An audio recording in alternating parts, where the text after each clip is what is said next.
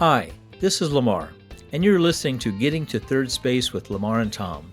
A third space is a term that refers to a safe space for people to come together for respectful dialogue in a spirit of listening, sharing, and learning. In this podcast, we explore what it means to have third space conversations, and we try to model them. If you like what you hear in this podcast, please be sure to subscribe, share it, and of course, like it. The more people join us, the quicker we get to third space as a society. Now let's get to third space today. All right. Hey, good morning, Lamar. How's it going? Good morning, Tom. It is going really well. Really well. It's a beautiful day out there. Wow. You got one of those things going on, huh? Not too hot? The last few days have been, there's even been a couple of days it's been in the 80s, and, the wind hasn't blown terribly bad most of those times.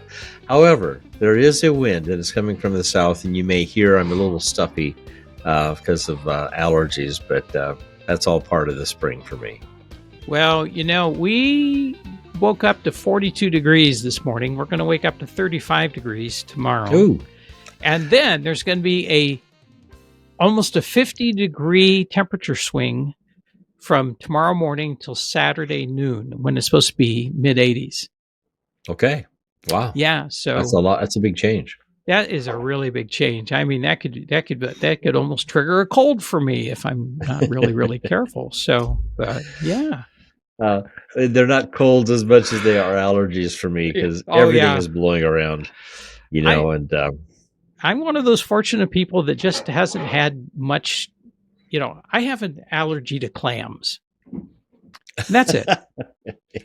So I don't keep clams as pets, and I don't eat clams, and I try not to wear, clam shoes or anything like that. So I'm reasonably safe. I'll remember that when we get together. I won't serve clams. I'd be a little worried about clams in the middle of Kansas, man. I got to tell you. Yeah, I would too. But hey, my highlight yesterday is I went to an HOA meeting. Oh, those are fun. Not really, but except that as you and I have talked about this, and we haven't. I don't think I've disclosed this to our podcasting audience before, but I have a condition known as POCD, which is post-operative cognitive dysfunction, which means that for several weeks after I've been put under anesthesia, it's really not a good thing for me to be in public, to interact with people in real time. I do with you because, I prep myself for these. Okay, stay focused, Tom, stay focused. And besides, we have the editing power that if I say something really stupid, I can edit it out of the podcast. Well, or if you go blank. Or it could go blank. So I go to this HOA meeting yesterday, and I'm sitting there and I'm saying to myself, somebody should say something about that. Or somebody should do something about that. And so part of the POCD is that you don't have always good impulse control. So I'm sitting there going, repeat the question, we can't hear. I'm yelling that about no filters.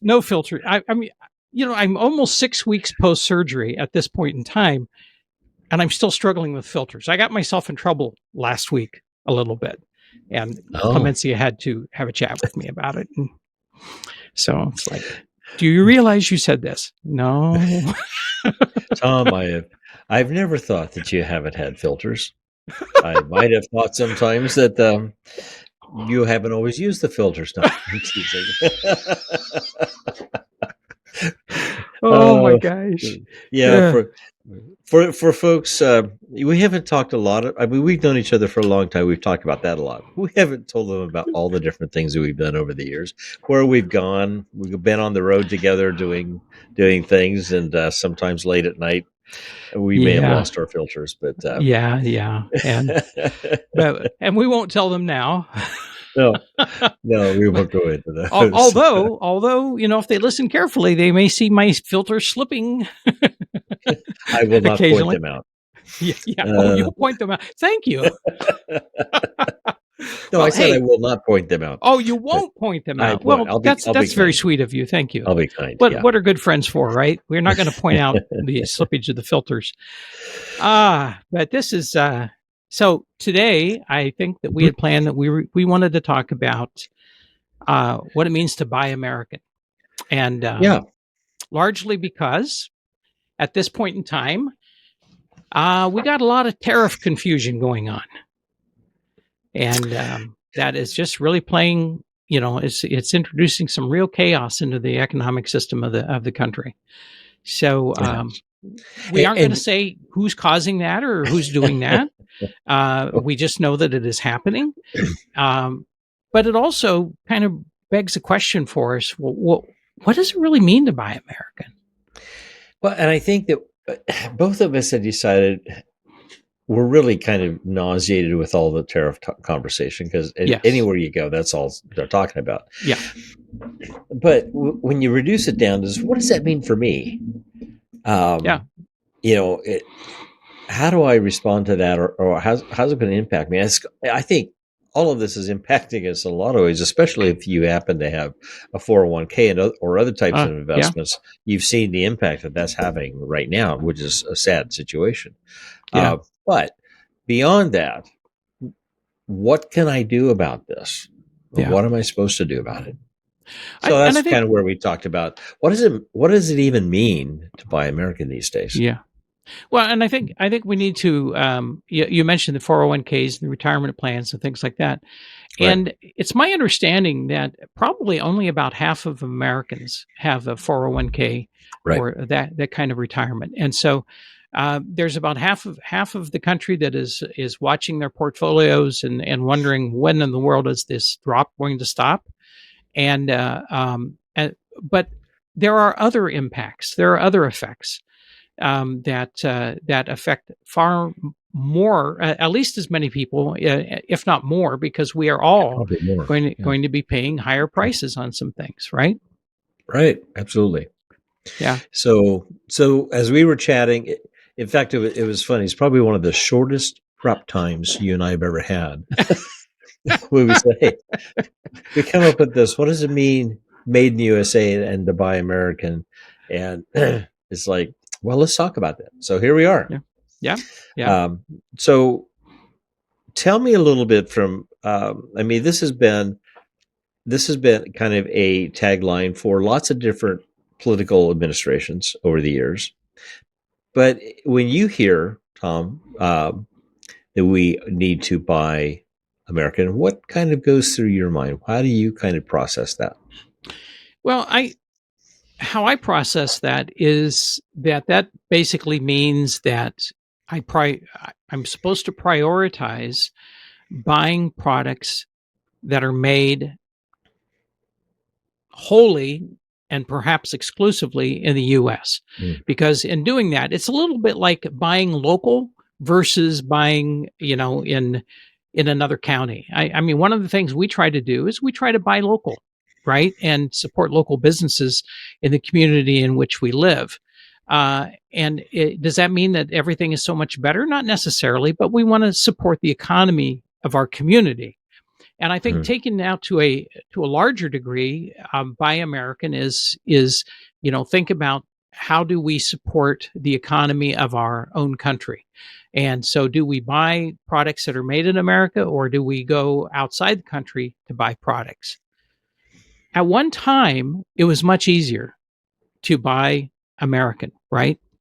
Right. And by the way, I had brother-in-laws that were just absolutely committed to buying American, right? Okay. One in particular. I mean, he just he would not drive anything but a Detroit-made vehicle, and he was very much a union guy, and it was very much about buy American, and that's how he lived, and that's fine.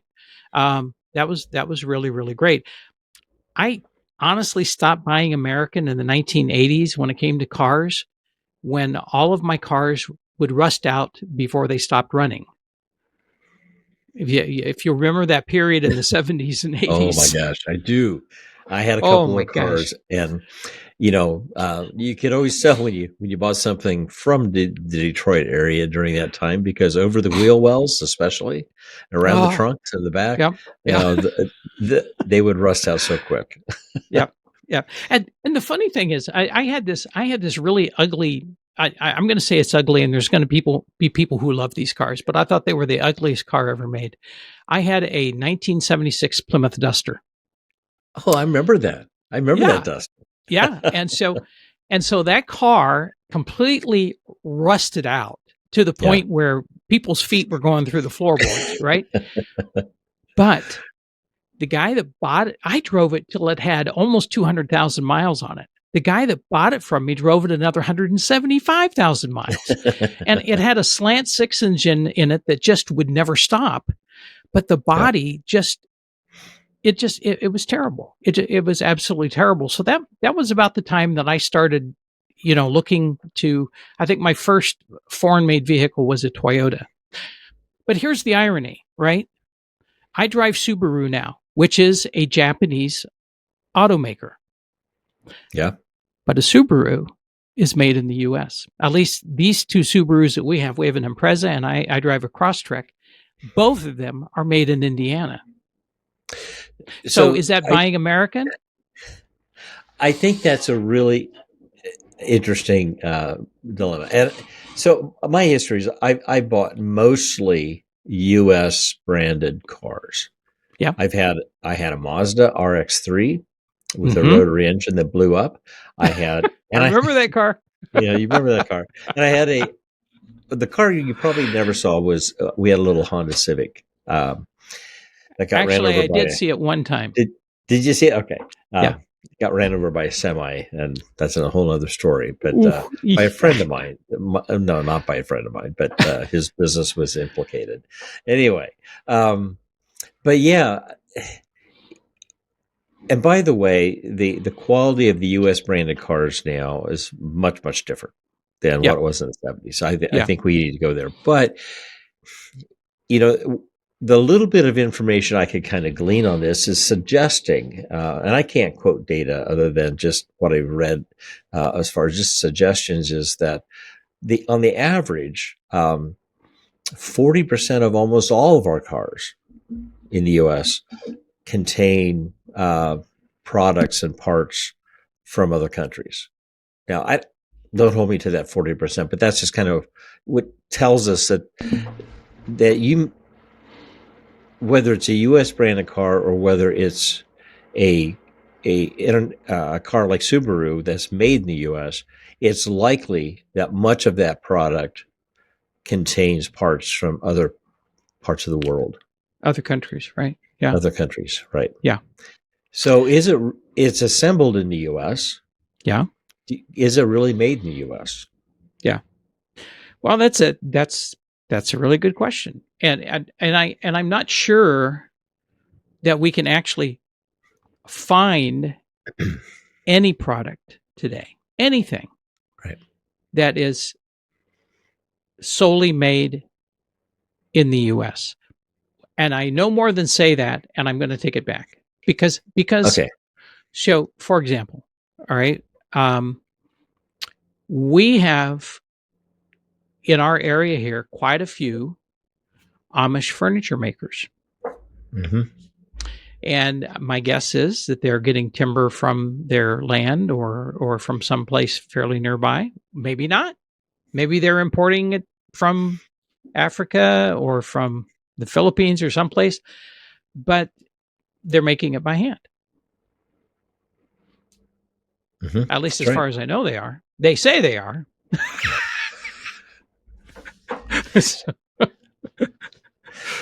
Yeah, and I think that's true. And we actually have one of those, Amish wood making furniture stores just not very far from us either. And a lot of it comes from, the Midwest, Mm-hmm. And yeah, there still is a lot of handcrafted things that are U.S. made. And there are products that are U.S. made, no doubt. Yeah.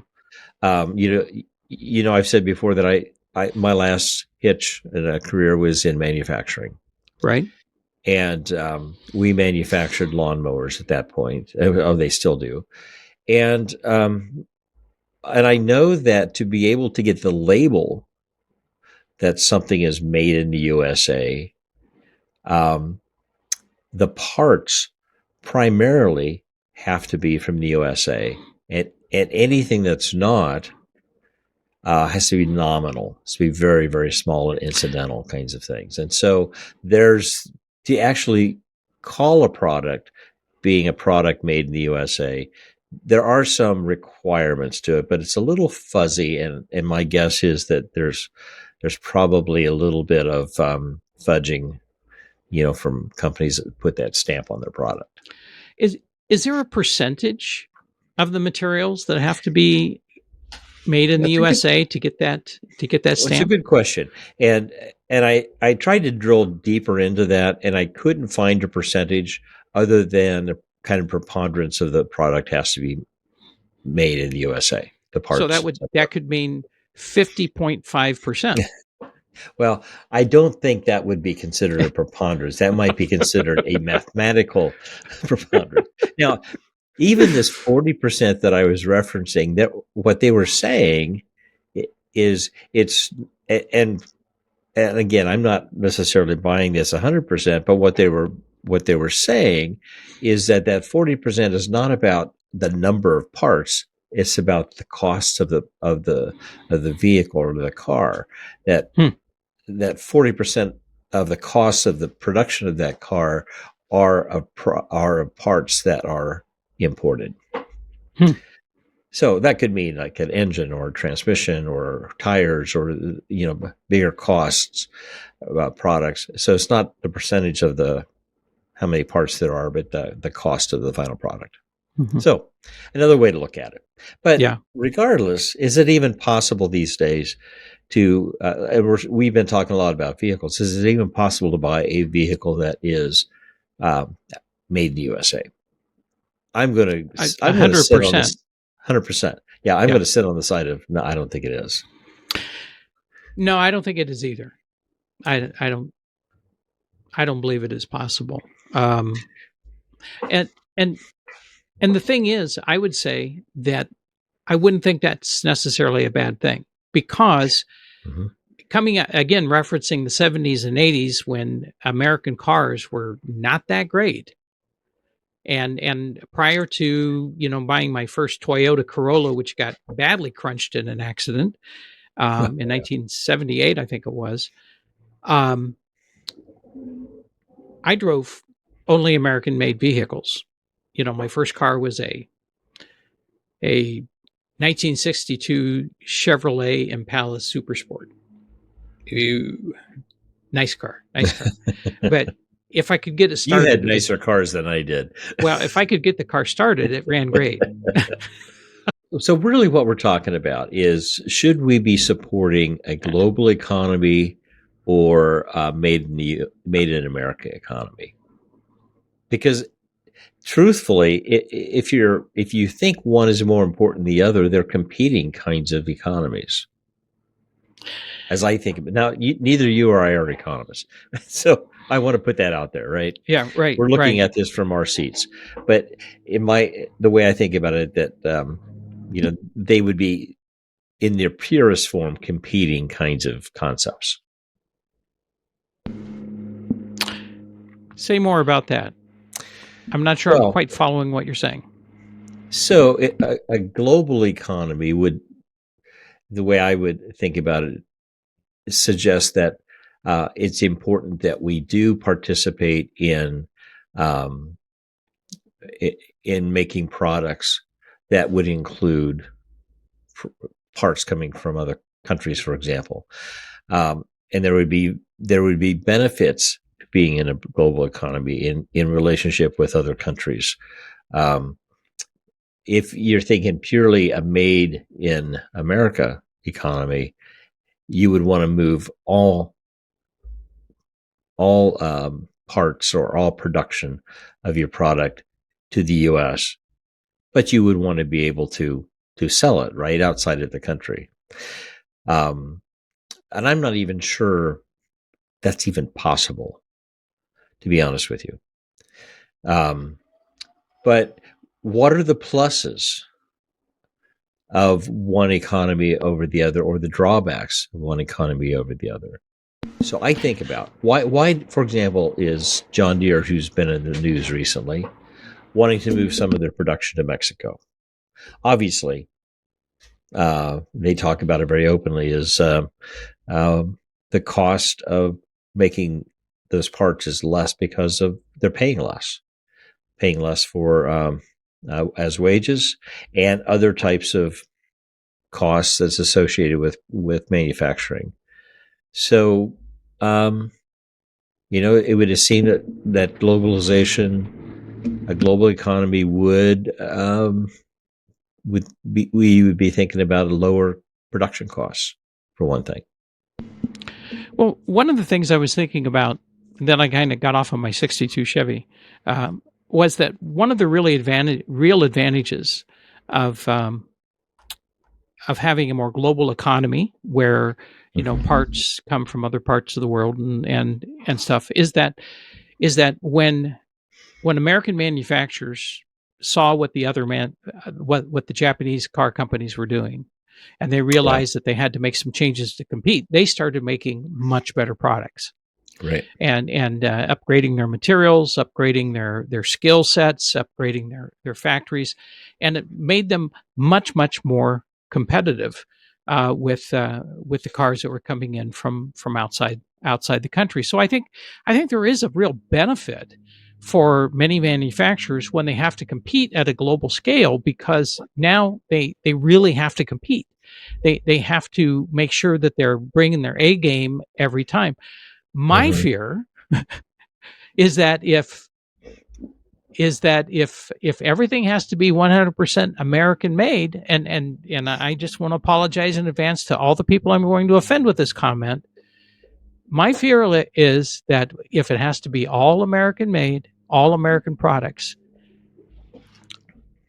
I don't have a lot of confidence in that in some manufacturing sectors, as much attention is given to quality under those conditions as it would be if they really had to compete against other manufacturers. Is that an unfair thing to say? No, I don't think it's unfair. I think, well, we saw that in the 70s, right? Oh, we did. Yeah. And we're just talking really primarily about autos at this point. But I think that you're right. Competition in a world economy or international economy is challenging to be better, to be more efficient, to produce, also to produce a variety of things. Yeah. During that time in the 70s, it was really Toyota that pushed the development of making, and they call it the Toyota way, making the assembly and making the quality and making the durability of a product kind of the thing. And at that time, they weren't even focused, as if I recall, so much on their luxury items. They were producing items that just ran and ran and ran. That's right. They were good quality. And eventually they got into, the Lexus and other levels. Now, I think if you kind of push that out to other products, something that I see as a benefit with kind of a global economy is the fact that you have a variety. Yeah. You begin to experience the creativity that comes from, other countries doing their thing. China, for years, remember, China used to produce just a lot of stuff. And we used to kind of laugh at the quality of China stuff, right? Yeah. Well, that's kind of changed over the last few years. That's the right. Products coming out of China are from what I'm understanding, are much higher quality and much more innovative products than what they used to be. They used to be just copied products that were cheaply made and then, sent. But that's right. Which right now seems to be kind of the the one that the country that's getting the most tariff talk right now, as of this podcast, anyway. So, and of course, the reality is that I'm sitting here on a Dell computer using a Yeti microphone and a Sony camera and a Samsung monitor, right? And you're on an Apple. Yeah, and we goad each other all the time about your choice of Apple versus my choice of IBM or Microsoft. We are surrounded by products here that, at least components, if not the entire thing. Well, okay, here's my phone, right? Yeah. So that was made in China. Yeah, that's right. So I think that is also the reality of things have changed on the global market. Yeah. But yet, on the other side, let's talk about jobs, because the last career that I spent a lot of time on is trying to find people to do the work. Yeah. And unemployment was pretty low in my area anyway, and nationally it was like in that 4% range, and I'm not even sure where it's at these days. I have to go take another look. I'm sure that's changing as companies are reacting to what's going on, with the administration. But part of the Made in America message is that we're going to create jobs, and we're going to create more jobs in manufacturing, more jobs in new product development, all those kinds of things, which leads to economic growth. Yeah, and I'm not saying that isn't going to be the case, but creating, let's say in my car, and I drive a Jeep, and I drive a Yukon, and let's say that Mopar is going to build everything, all components internally. Mm-hmm. Well, there may not be any manufacturing companies, any plants at all that can build certain products that they are buying globally. Yeah. I don't know if this would be true. I'm just putting this out there as a hypothesis. But to actually build a plant to put together the machinery, the machining that's going to take to build these parts, to hire the people, and to do all of those kinds of things does not happen overnight. So to be able to actually fulfill the making whatever that product is going to be in the U.S. takes a lot of investment, and then depends on being able to produce that product either robotically or with hiring assemblers and technical people. So it's not an easy thing to get done. It's doable. Yeah, and I'm glad you mentioned the labor issue, because I'm in this past year I've had two experiences that have really put a fine point to the value of having immigrants in the United States. So one is that we moved into a house that's part of a new development. The project manager for our house was a man from Pakistan. And all of the workers here were from other countries, many of them Latino, right? And you talk about highly skilled laborers and highly skilled people. We had a home inspector come through and check all the work out before we moved in. And his comment to us was, in 18 years of doing this work, I have never worked with a better project manager than the one you've had on this building, the man from Pakistan. A few weeks ago, I was in the hospital. So I was cared for by nurses from Russia, from Ghana, from Thailand, and where was it? Oh, and from El Salvador. I mean, the nurses and certified nursing assistants, right?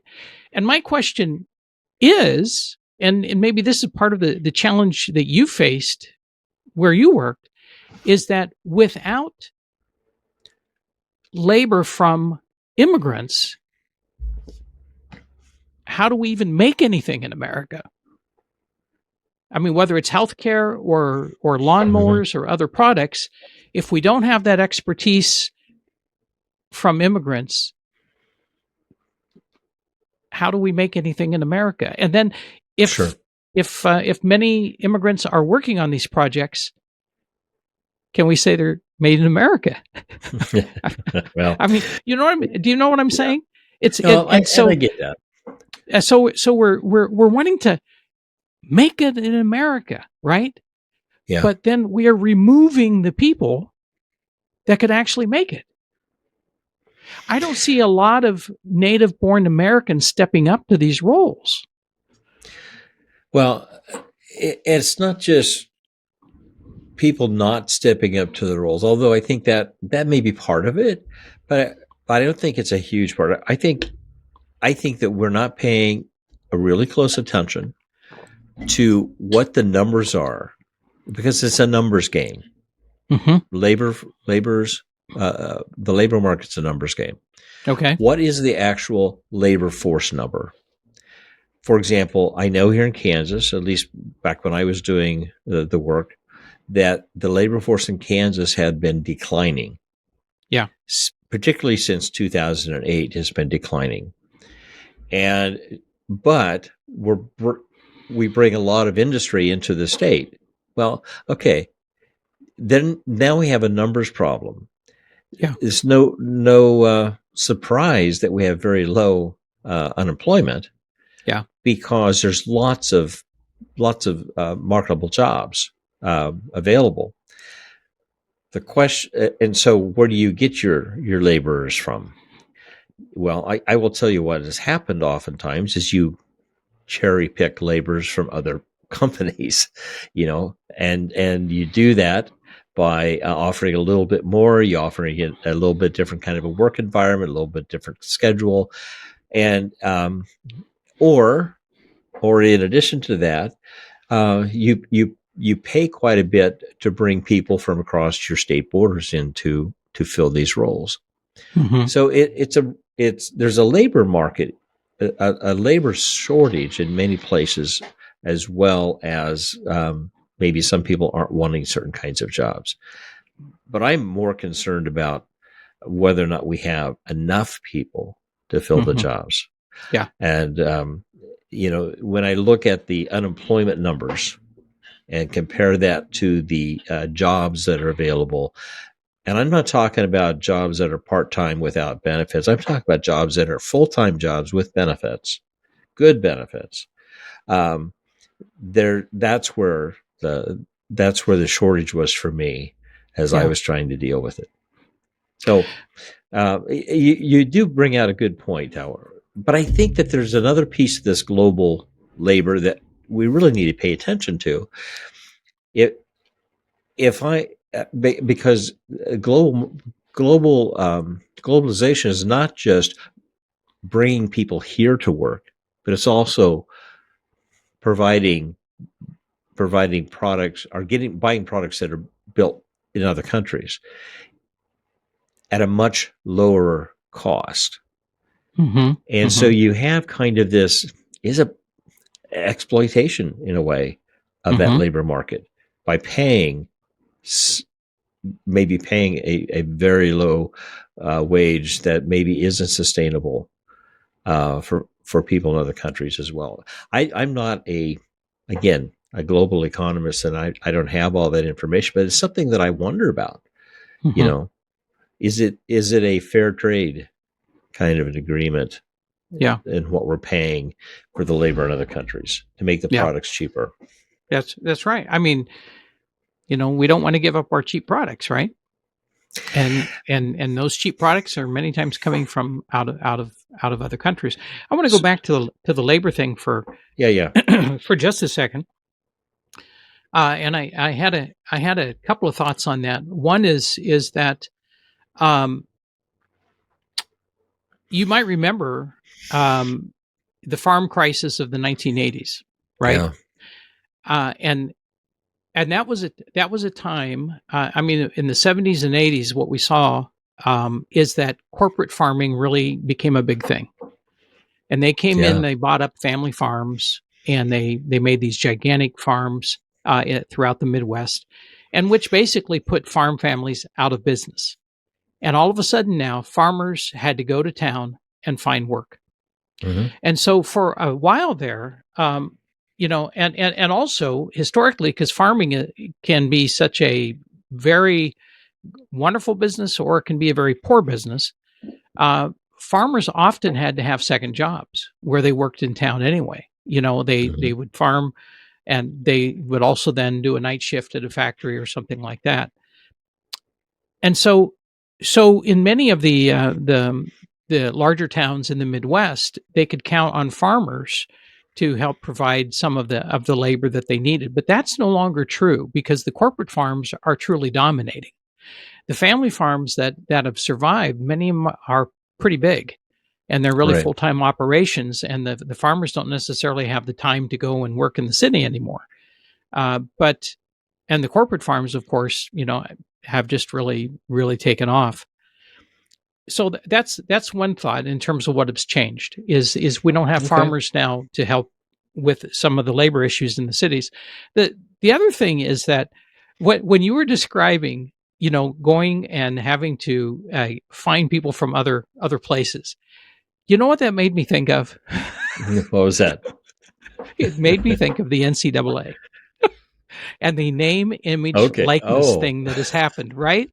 So yeah. now, you know, we have all Hadn't these thought about that. athletes that I want a better name, image, likeness deal, so I'm going to enter the transfer portal and go. Okay. And so if people want to understand how that works, and if you're a sports fan, just think about the NCAA and all these football players that say, "Hey, I'm with a Mhm. losing team. I want to go play for a better team," and so they enter the transfer portal.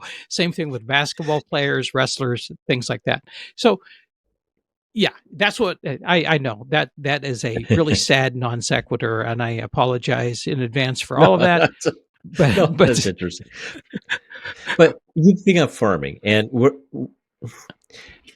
it might be better for us to actually have a large farmer on to ask questions about this. But I think that that's a whole nother conversation about what globalization means to a large farm or even corporate farms, yeah, um, because much of the product is sold in other countries, yeah, um, and uh, and and that's a really important deal, which tariffs hit that group pretty significantly. yeah. Um, so so I was talking with uh, some former farmers or farmers. I don't think a farmer is ever a former farmer. I think they're always a farmer in their mind, at least. Um, You can take the boy off the farm, but you can't take the farm the off the farm, not the boy, boy. right? Yeah, that's right. But the thought that farmers not just the idea is that they don't just feed your community; they feed the world, and that's kind of the way it is these days. Nothing wrong with that. I think that's valuable. Um, but as a consumer, and I think about this when I go to the grocery store, go to the local Dillon's down the road, and I'm looking for food items to buy. I'm also price shopping, right? I'm looking for prices that the lower prices and good quality. Um, and do I think about whether a product is made regionally or locally or within the U.S. versus something that is imported in? Do I think about that? And am I willing to pay a higher price for something that is more local, Yeah, um, or even a better quality? Um, or am I shopping based off of price only? yeah, So something I think that it would be interesting to hear from other perspectives. You and I have talked about, um, shopping at farmers markets and, places that do cater to the local producers quite a bit. Local producers probably can't sustain a whole community as much as maybe they could before. Yeah. I'm not sure how to think about that. Yeah. Because I don't have that information, but I think there's something to how I, as a consumer, go to when I'm talking about food products, especially. Um, how do I decide what's an important way for me to purchase those products? Yeah. And let's face it, some people look at only one thing, and that's the price. Yeah. Without much concern. And by the way, I am not critical of that individual. I have spent most of my life, in the fabulous Mm-hmm. world of nonprofit organizations that are not particularly high paying. That price was the only consideration. Yeah. Quality had to wait because if you need milk, if you need food, you buy what you can afford without much consideration for, you just want to make sure it's safe, right? Safe food that you can get at the very best price that you can. So I'm not critical of those folks by any means, because I have been one of those folks. But it's a luxury to consider something more than simply the price.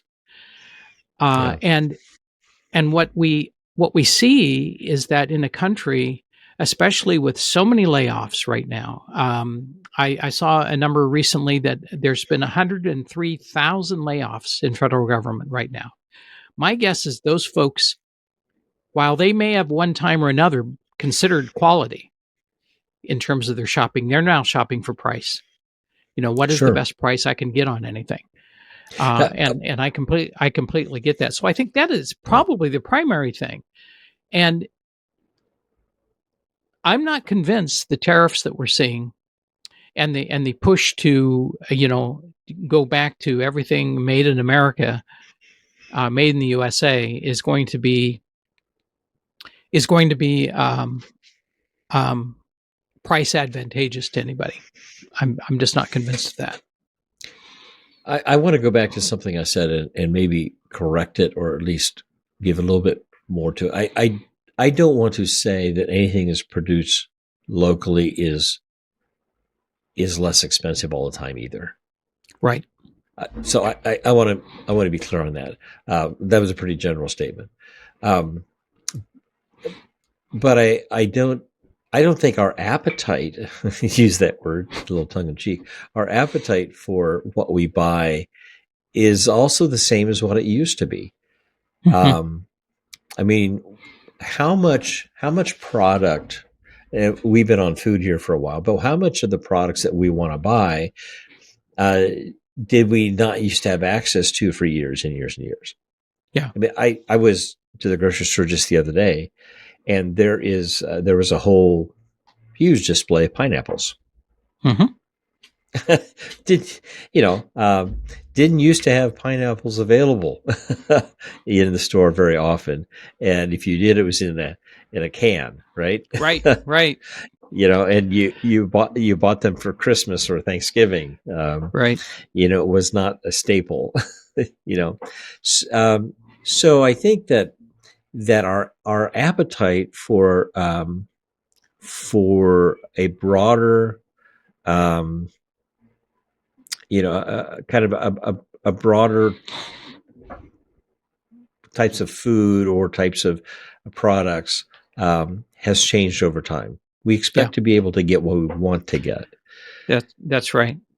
I was thinking about that just the other day. So we eat a lot of bananas. We love bananas, right? I don't remember being that enamored with bananas when I was a kid, because I don't know that we had them very often. Right. They were really kind of a special thing, and also by the time you got them home, they were kind of crappy. So you had to make banana bread. Yeah, that's right. You had to make banana bread. But probably once a week, we resupply bananas because we eat Yeah. it on our oatmeal in the morning, and that you're right. I mean, I don't know of many places in the U.S. that grow bananas or pineapples. I had a banana tree, just so Did you you? know, And when I was in how were the graduate school. bananas on that? How were they? So But we had a swimming pool indoors that I was responsible to take care of, and there's a banana tree in the swimming pool on the side, and it had little bananas on it, and we were so excited until one morning I went in, the whole banana tree had fallen over into the pool, because banana trees are not meant to be in a pot, just so you know. So just to be clear, that was not your pool. I don't want anybody to think you've been independently wealthy all this time. Yeah, it absolutely was not my pool. It was a place I was taking care of as part of, my being able to live in an apartment. That was part of the deal. You exchange caring for a pool and a banana tree for an apartment. That's really good. I like that. That is not a lie. That is true. That's not. Unfortunately, I never got to visit you there. I wish I'd been able to, but that would have been pretty cool. I could have had my own apartment while I was there. You could. We had 2 apartments. Whoa! So you put the kids in one. Yeah, we did. Seriously. Oh, it's a whole other story. We'll talk about it sometime. So let's step back here a little bit. So we were talking about kind of buying in America, and we've been talking about foods, we've talked about automobiles, but this is so much more than just those 2 things. It's really a philosophy. What and why are we talking about this because we don't like a global economy, or are we talking about it because we're convinced that we're shorting ourselves as a country, do you think? Or maybe a third possibility. Okay, what's that? Which is that we are exceedingly protectionist.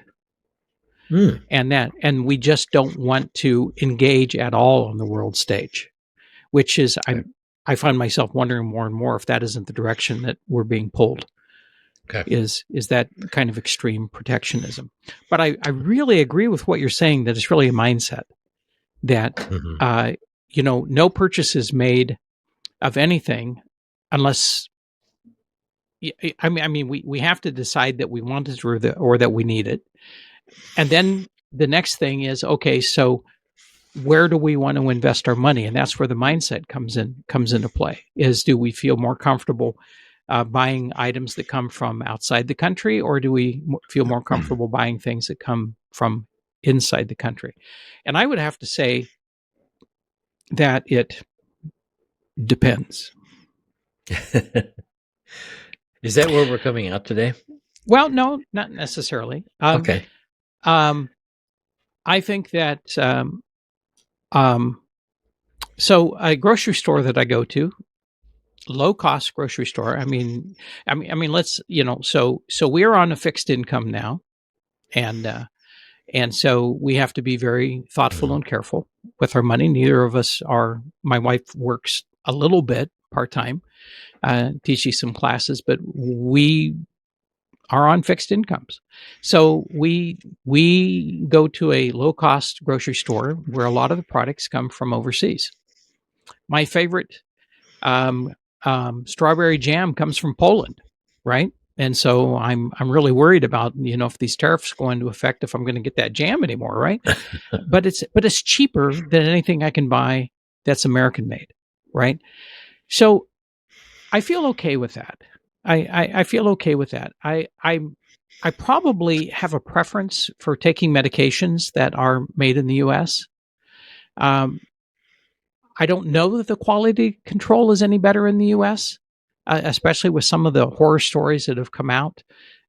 But there's, that's one of those things that I'm feeling a little bit more comfortable taking if I know it's made in the U.S. But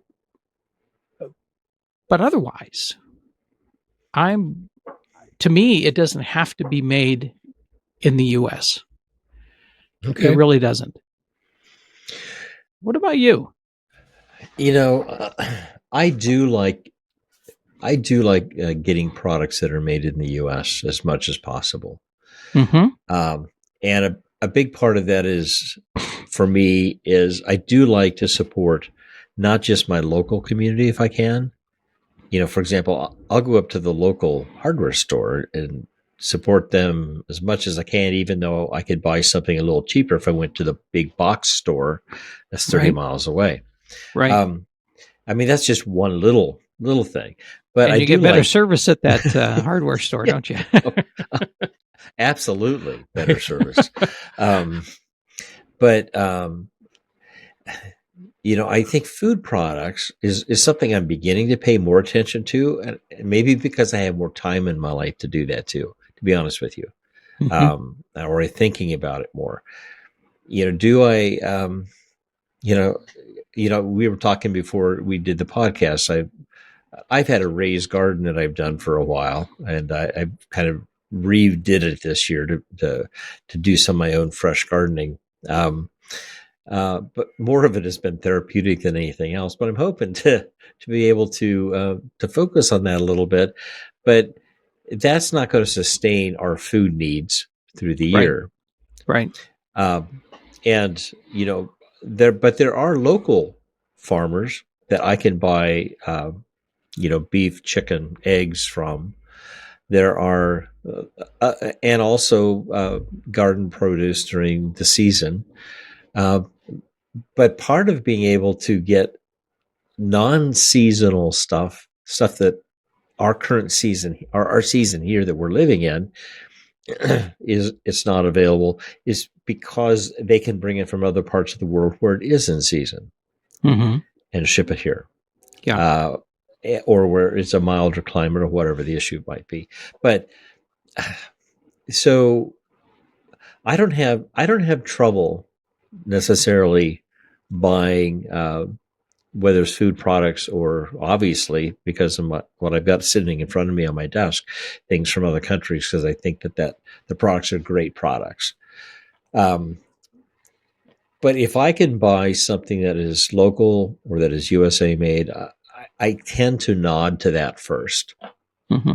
because I do believe that we need to be able to provide for our local economy, and we need to be part of our USA economy as much as possible. But it's not possible to be 100% that way. It's just not going to happen. Now, what our administration is working on with the tariffs and working on with agreements, that's at a whole different level than what we're talking in a lot of Yeah. ways. Yeah. Those are agreements, and I get it. I don't necessarily agree with how things are happening and what processes are using. But I do agree that we need to be paying attention to this, Yeah. as a Yeah. country, and our relationship with other countries. Yeah. I believe in job creation as long as we can fill those jobs. Mm-hmm. You know, I mean, what's the use of having another Amazon distribution center down the road if they're just going to take employees from other businesses, That's right. and suddenly production falls. Yeah. And if the immigrant labor force is reduced significantly because of either they're no longer here or they're afraid to go to work for whatever reason it might be, now we have just kind of, shot ourselves in the foot. Yeah. So I think job creation is important if we need to create jobs. Economic growth is important, I think. I think there's a lot of ethics involved that we haven't even touched on a whole lot. Um, you know, the whole lower cost thing has ethical implications as far as those who are producing those products. I like the idea of having a wider variety of products available. Mm-hmm. Um, you know, um, and you mentioned this at the very beginning. We were talking about autos. That another way to think about what you were saying was the competition drives technological advances. That's right. We bring in cooler stuff. That's right. More. I was watching this week, the because we bought a tractor. We'll talk about that sometime. But we bought a tractor, and it's an old tractor, antique tractor, and so I'm interested in the history of tractors in the U.S. and the whole manufacturing process of the tractors. We're filling a huge void in the U.S. So moving from horse-drawn farming to power farming, and it was meeting a very specific need. What are the needs that we are trying to meet now? That's right. That's right. I think that's a question for us to consider sometime. Yeah. I don't think we're too far apart on all of this. I mean, in that, I perhaps have less concern about buying strictly products made in the USA. In part, that's because of where I live. It's really, really difficult to find that local hardware store anymore. And yet, that's what I would prefer. It's really, really hard to find the local grocer. Even the farmers markets out here, if you look closely, some of their stuff comes from out of the country. Yeah. Even though it's at a farmer's market, and where you go and you expect it's going to be locally grown, right? Well, wow, I didn't know you had orange trees. Well, I don't. I import them from, Morocco. Oh, okay. Okay. Great. That's fair. But, at the same time, I really hear and I appreciate, and I think it really does reflect how we feel, which is we do try to buy local. We do. If we have a hierarchy, first of all, we're going to look at what is made in the USA that meets the needs and is within our budget, right? And we look at that, and then after that, we have to begin to consider other things. And if we can make it work in our budget, and we feel confident in the quality of it, we'll go that direction. Otherwise, other constraints that are before us these days, such as our budget, such as availability, those things become factors in determining, what we purchase and what we make use of. But so the bottom line is we really haven't solved anything, have we? No, we haven't. But no, we've had an interesting conversation.